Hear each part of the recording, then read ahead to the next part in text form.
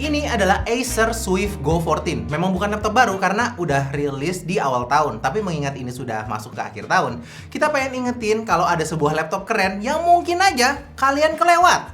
Laptop ini sekarang harganya di sekitar 9 jutaan. Nah, dengan harga segini, apa aja yang akan didapetin? Oke, kita bedah satu-satu.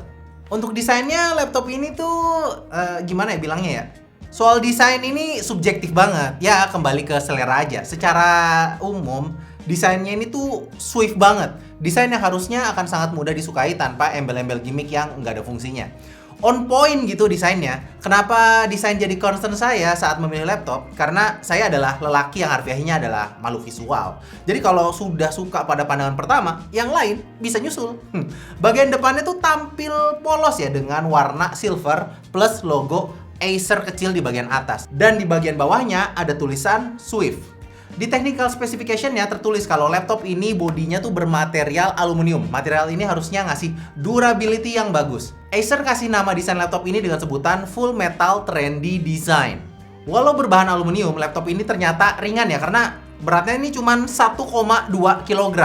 Dimensinya juga cukup ringkas dengan panjang 31,2 cm, lebar 21,7 cm, dan ketebalan di 1,5 cm aja. Jadi pas dibawa kemana-mana tuh gampang dan kagak bikin pegel. Apalagi kalau kalian punya mobilitas kerja yang tinggi. Buat pilihan warna, Acer keluarin dua opsi warna yang stylish, yaitu Sakura Rose dan Pure Silver seperti yang saya pakai sekarang. Dalam paket penjualannya ada sebuah charger dengan output 65 watt. Nah ini, saya suka sama desain chargernya karena kecil. Kayak charger HP, dia tuh nggak berat dan nggak makan tempat kalau dimasukin ke dalam tas. Ya nggak kayak brand lain yang chargernya segede gaban ya. BTW satu lagi yang saya suka adalah laptop ini tuh chargingnya pakai port USB Type-C. Jadi kalau kita lupa bawa charger ya bisa pakai charger Type-C yang lain. Dan ini tuh nggak memaksa kita untuk bawa banyak charger saat traveling. Di sebelah kiri ada dua buah port USB Type-C 3.2 Gen 2. Port ini mendukung power delivery dan display out. Terus juga ada satu buah port HDMI 2.1 dan satu buah port USB Type-A 3.2. Bergeser di sisi kanannya ada Kensington lock, USB Type-A 3.2 Gen 1, dan satu buah port audio combo 3,5 mm. Saat laptop ini dibuka, kita tuh akan disuguhkan oleh sebuah layar berukuran 14 inch berpanel IPS dengan resolusi Full HD. Rasio layarnya sendiri ini masih di 16:9. Layar ini mendukung 100% sRGB yang menjamin akurasi warnanya tuh bisa terjaga. Layarnya bagus, sudut pandangnya juga bagus, nggak terjadi color shifting saat kita lihat si layar itu tuh dari samping, which is good. Cocok buat nobar sama pacar, teman, gebetan, terserah lah. Dan karena ini bukan laptop gaming, jadi ya sudah pasti tidak ada dukungan high refresh rate di sini. Ada teknologi bernama Acer Blue Light Shield dan Acer Comfy View yang bisa meredam emisi cahaya biru atau blue light. Anjay, jago banget ya bahasa Inggrisnya gue. Lah blue light doang. Jadi teknologi ini intinya bikin mata pengguna tuh nggak akan capek walau ngelihat si layar tuh dalam jangka waktu yang lama. Oke, lanjut bahas soal hardware. Acer Swift Go 14 ini pakai prosesor AMD Ryzen 5 7530U dengan konfigurasi 6 core dan 12 threads. Berbasis arsitektur Zen 3 yang punya proses manufaktur di 7 nanometer. Ini tuh seri Ryzen terbaru di 2023 yang merupakan penerus dari Ryzen 5000 series. Tapi dapat improvement performance dan efisiensi daya yang lebih baik dibanding generasi sebelumnya.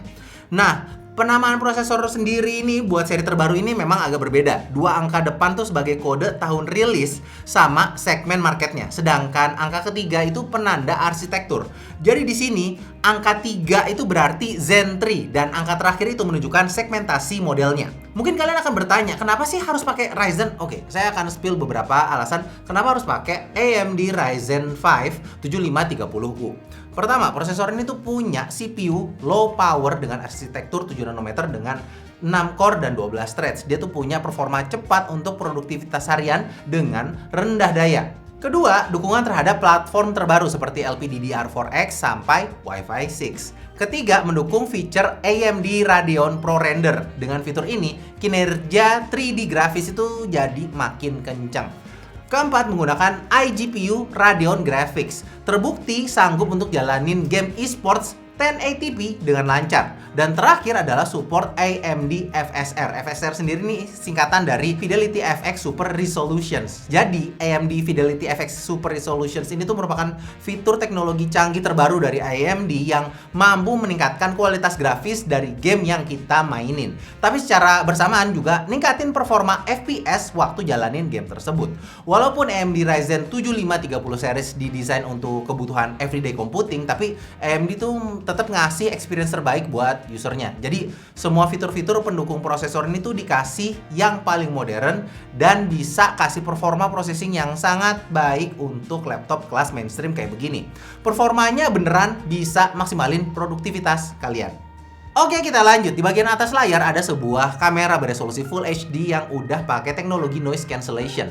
Jadi saat dipakai buat video conference, suaranya tuh bersih dari noise. Laptop ini juga udah pakai RAM sebesar 16GB LPDDR4X dual channel. Nah, bahas soal performa, ada 3 profile performa yang bisa dipilih pakai shortcut Fn+F. Pilihannya ada silent, normal, dan performance mode. Untuk pengolahan grafisnya, laptop ini tuh pakai integrated GPU ya, AMD Radeon Graphics. Kalau ngomongin performa, rasanya nggak afdol kalau kita nggak tes pakai aplikasi benchmark.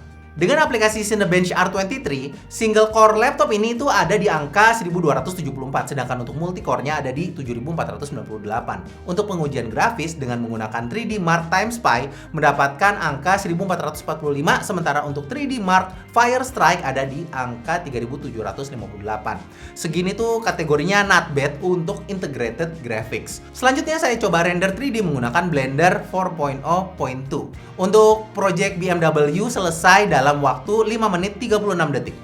Lanjut, sekarang kita tes untuk video render. Saya akan masukin aplikasi CapCut Desktop sebagai bahan pengujian.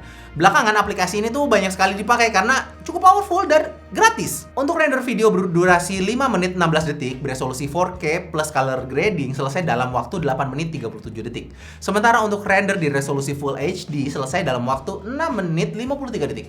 Next, kita coba render video menggunakan DaVinci Resolve. Untuk hasil video berdurasi 5 menit 16 detik, beresolusi 4K plus color grading, selesai dalam waktu 8 menit 14 detik. Sementara untuk render ke resolusi Full HD, selesai dalam waktu 4 menit 27 detik. Laptop ini memang tidak diperuntukkan untuk bermain game, tapi ya bukan berarti nggak bisa dipakai buat main game ya. Saya akan nekat coba mainin beberapa game di laptop ini seperti Dota 2, Valorant, dan Genshin Impact. Kita mulai dari Genshin Impact dulu. Di settingan medium, resolusi Full HD, FPS yang didapat itu tuh berkisar antara 27 sampai 61 fps. Untuk Dota 2 di resolusi Full HD dan settingan grafis fastest, FPS yang didapat tuh berkisar antara 21 sampai 121 fps. Sementara waktu coba main game Valorant di settingan low, resolusi Full HD itu tuh dapat di kisaran 91 sampai 172 fps. Saat kita coba gunakan untuk mode performance, suara kipasnya ini tuh akan terdengar cukup berisik ya. Ini dikarenakan Acer tuh kasih laptop ini 2 buah kipas yang disebut sebagai Acer Twin Air. Teknologi ini tuh diklaim 27% bisa melakukan pendinginan yang lebih baik. Lanjut bahas soal storage-nya, laptop ini tuh pakai NVMe Gen 4 512GB. Kecepatan bacanya ada di 3571 MB per second dan kecepatan nulisnya tuh ada di 2570 MB per second. Acer Swift Go 14 ini tuh punya baterai sebesar 50 Wh, ukuran yang nggak terlalu besar dan nggak terlalu kecil juga. Dalam pengujian playback video 1080p non-stop, laptop ini tuh bisa bertahan di kisaran 12-13 jam. Ini di mode normal ya, karena kalau kita pakai mode performance, bisa dipastikan daya tahan baterainya tuh kagak akan selama itu. Buat keyboard menurut saya cukup enak, tapi saya merasa agak kurang tactile aja. Kurang ngeklik aja gitu, feel-nya tuh kayak soft banget, kayak kurang resistensi. Buat ngetik cepet sih enak ya, karena nyaman, tapi karena minim tahanan, jadi kayak kurang satisfying aja rasanya. Keyboardnya sendiri juga udah punya backlight dengan 2 tingkat kecerahan yang bisa diatur. Tapi sayangnya menurut saya backlightnya hidup di kondisi ruangan yang terang tuh justru jadi agak ganggu karena bikin huruf di keyboard malah jadi kagak kelihatan. Jadi ya mau nggak mau kalau di tempat yang kondisi ruangannya terang, baiknya backlightnya tuh dimatiin aja. Untuk touchpadnya cukup oke, nggak lari-lari dan nggak loncat-loncat kalau pas nggak sengaja kesentuh sama telapak tangan. Menariknya buat si touchpad ini, Acer tuh menggunakan material Ocean Glass yang diklaim ramah lingkungan karena terbuat dari limbah plastik laut.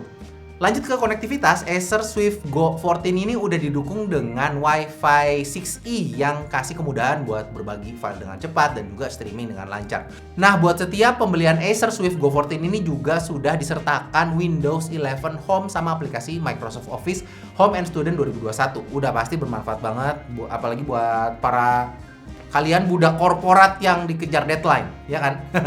Terus kalian juga nggak usah khawatir karena sudah ada garansi spare part 3 tahun, garansi servis selama 2 tahun, dan 1 tahun Acer Priority Care. Karena Acer Swift Go 14 ini tuh punya desain yang ringkas, kualitas tampilan layar memuaskan mata, dan beragam fitur pendukung lainnya, saya rasa laptop ini tuh bisa jadi pilihan kalau kalian tuh pengen laptop dengan desain yang tipis dan bobotnya tuh ringan. Tapi performanya tuh ganas karena prosesor AMD Ryzen 5 7530U ini. Jadi beneran bisa ngedukung berbagai aktivitas dengan nyaman di mana aja. Apalagi kalau kalian pecicilan, kagak bisa diem, maunya gelar laptop di mana-mana. Nah, laptop ini tuh asik. Dan gak cuma buat kerja, buat YouTuber, TikToker, atau content creator yang butuh amunisi buat nyari followers, laptop ini tuh bisa jadi pertimbangan. Jadi gimana? Tertarik buat beli laptop ini? Kalau punya duitnya silahkan dibeli. Kalau nggak ada, ayo kita kerja! Kerja, kerja, kerja!